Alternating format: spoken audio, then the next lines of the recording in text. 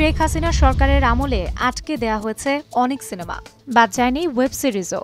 Sensor বোর্ডে আটকে থাকা সিনেমা নিয়ে নির্মাতারা প্রতিবাদ করলেও কোনো সুরাহা হয়নি বিগত সরকারের আমলে। তবে ছাত্র জনতার গণ অভ্যুত্থানে ক্ষমতাচ্যুত আওয়ামী লীগ সরকার পতনের পর বদলে গেছে প্রেক্ষাপট।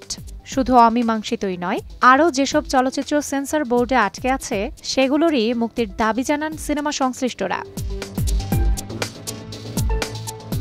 প্রেক্ষাগৃহে একটি সিনেমা মুক্তি দিতে হলে অবশ্যই সেন্সর ছাড়পত্রের প্রয়োজন হয়, কিন্তু ওটিটি প্ল্যাটফর্মের ক্ষেত্রে সেটি ভিন্ন।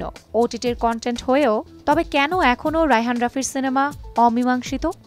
তো আমার কাছে মনে হচ্ছিল বাংলাদেশে এরকম অনেক মামলা, যে মামলাগুলো কোনো কারণ ছাড়া অমীমাংসিত হয়ে আছে। আসলে সেগুলো কেন অমীমাংসিত হয়ে আছে, কি কারণ, কেন এটা সলভ হচ্ছে না, এটা নিয়ে আমার কাছে মনে হচ্ছে একটা ওয়েব ফিল্ম বানানো উচিত।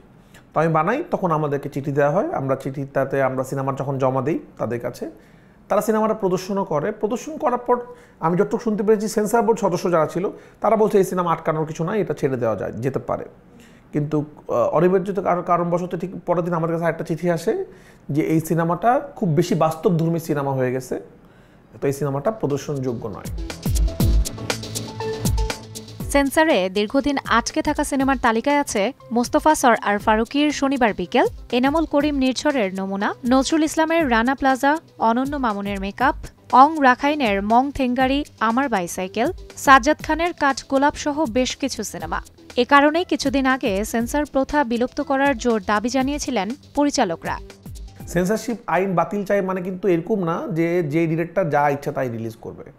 তারা দেখবে সার্টিফিকেশন মিনস হলো যে তারা বলে দিবে এই ছবিটা 18+, এই ছবিটা বাচ্চারা দেখবে না, এই ছবিটা অ্যাডাল্টের জন্য, এটা একটা মামলা বা একটু খুন নিয়ে ছবি, এটা হরর সিনেমা, এটা সবাই দেখতে যেতে পারবে না, এরকম করে সার্টিফিকেশন করা হয়। কিন্তু আর রেটেড ফিল্ম থাকে যেটাতে টু মাচ অ্যাকশন থাকে, অনেক কাটাকাটি থাকে, সেগুলো আর রেটেড ফিল্ম থাকে, এরকম রেটিং আছে।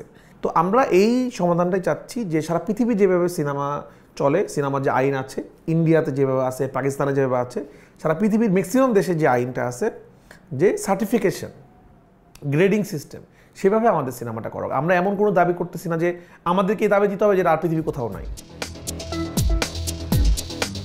বিভিন্ন দেশে সিনেমা মুক্তি দেয়া গেলেও কিছু সিনেমা দেশে মুক্তি পাচ্ছে না, যে কারণে সেন্সর বোর্ডের সব ধরনের সিনেমা গ্রহণযোগ্যতা পাওয়া উচিত বলে মনে করেন এই পরিচালক। সব ধরনের মতবাদ যেন থাকে এই সেন্সর বোর্ডে, সব ধরনের মানুষ যেন থাকে এবং তারা যেন গ্রহণযোগ্যতা পায়। আচ্ছা ঠিক আছে, উনি গ্রহণযোগ্যতা রাখে। এখন তো একটা কেউ কমার্শিয়াল সিনেমা বানায়, কেউ আর্ট ফিল্ম বানায়। তো আমার কথা কি, সেন্সর বোর্ড তো সব সিনেমা জমা পড়ে, তো সব সিনেমার যেন বিচার ঠিক মতো হয় সেইভাবে করতে হবে। কিছুদিন আগে এক সংবাদ সম্মেলনে দীর্ঘদিন আটকে থাকা সিনেমা নিয়ে সুখবর দিয়েছেন অন্তর্বর্তী সরকারের তথ্য সম্প্রচার উপদেষ্টা মোহাম্মদ নাহিদ ইসলাম। এ নিয়ে কথা বলেছেন রাফি। প্রথম 2-1 দিনের মধ্যেই এই সুন্দর ঘোষণা দিয়েছেন যে সেন্সর বোর্ড নিয়ে উনি চিন্তাভাবনা করছেন এবং যে সিনেমাগুলো আটকে আছে সেগুলো খুব দ্রুতই উনি ছেড়ে দেবেন। তো ওনার কথাকে আমরা সাধুবাদ জানাই। বিশেষ করে একটু সময় দিলে তারা সব কিছু সংস্কার করবে এবং আমরা এটা আশা করছি। এই আশা করে আমরা এটাকে সমর্থন জানিয়েছি।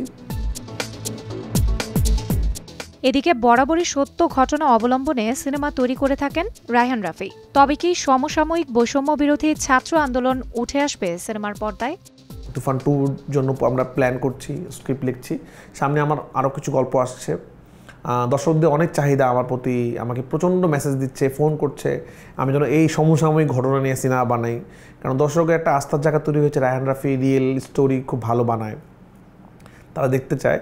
তো আমি কিছু প্ল্যান করছি, কিছু গল্প হচ্ছে। আটকে থাকা সব সিনেমাই মুক্তি পাবে সামনে, এমনটাই প্রত্যাশা এখন সিনে দুনিয়ার পরিচালকদের।